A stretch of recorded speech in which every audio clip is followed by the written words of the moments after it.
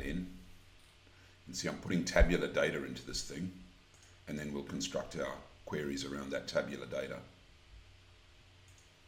So I've added my query, and let's see what we get.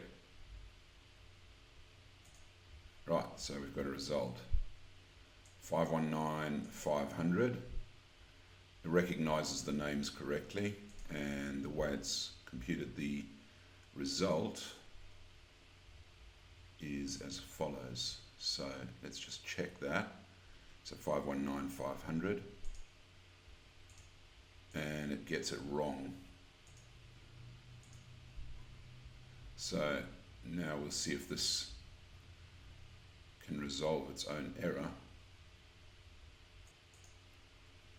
And again, you're correct. Oh yes, okay, so that's not helpful, right?